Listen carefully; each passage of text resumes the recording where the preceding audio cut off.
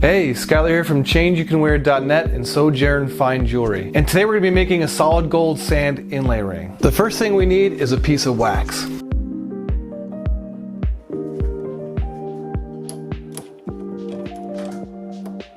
And once we get it all chucked up, we're going to take our parting tool, and this one's just handmade. I made it out of an old parting tool from Harbor Freight.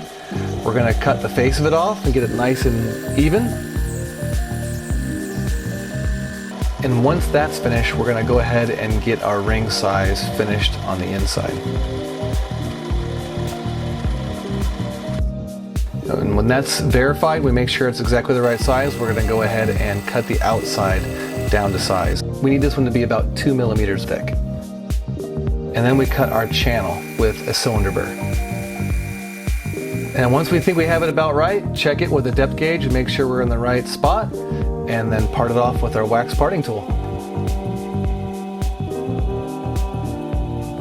And now what we'll do is take a file and then file it down to the finished size on the outside.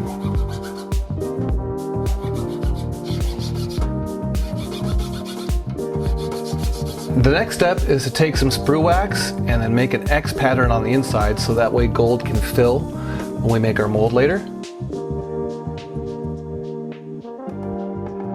And then melt it all together with a Pepe Tools wax pen.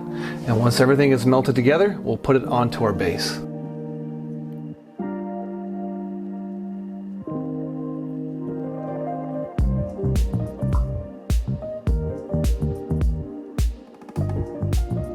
And now we're about ready to mold. Before we do, we'll spray it with a little bit of vacuum coat to make sure there's no bubbles forming when we pour our investment in.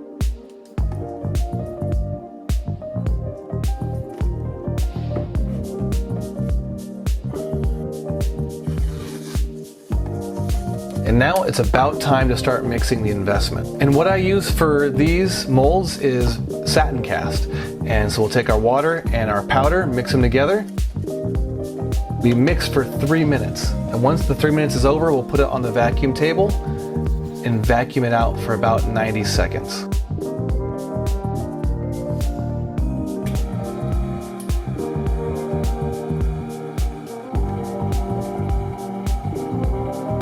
Once that's done, we'll pour it into our mold and then vacuum it again for another 90 seconds.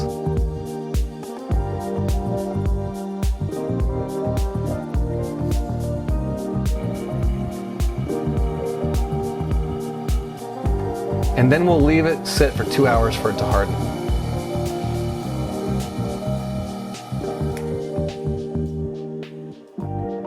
And after it's hard, we'll throw it in the oven.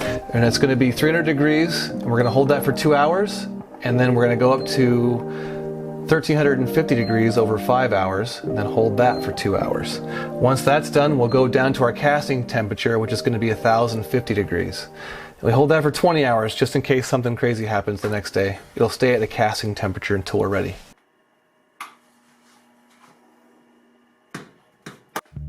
And the next day, we're ready to cast.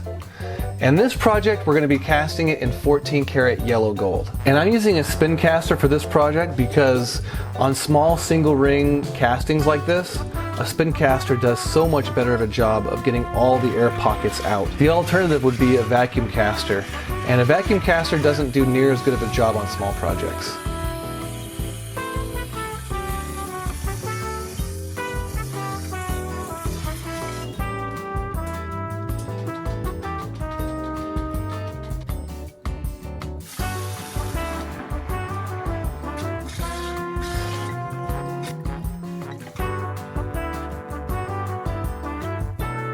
And once it's out of the mold, it's time to take our haymaker and cut the sprues out of it.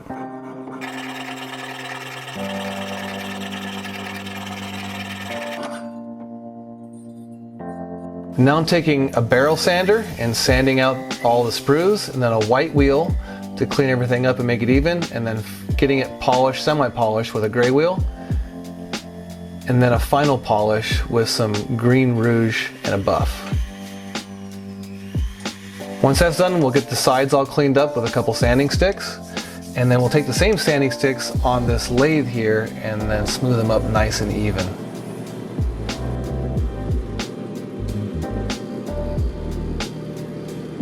Now it's time to throw it on the expanding ring mandrel on the lathe and start doing our inlay.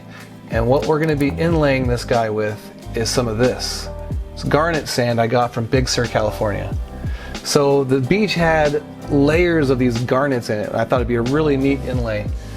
It turned out to be a little darker than I was hoping, to be honest, but the memories are still good, so still love this ring. So we'll put our thin CA down, put our layer of sand, and then coat it with some more CA until we get it above the rims. Once we have it above the rims of the ring and it dries, we're going to start sanding it. And I go from about 320 grit sandpaper up to 2000. And once I'm done with that, I use this. It's like a cloth sandpaper. I got it at West Coast Findings, and it's fabulous for polishing up delicate things like these inlay rings. And then a final polish with some green rouge and a buff, and we're finished.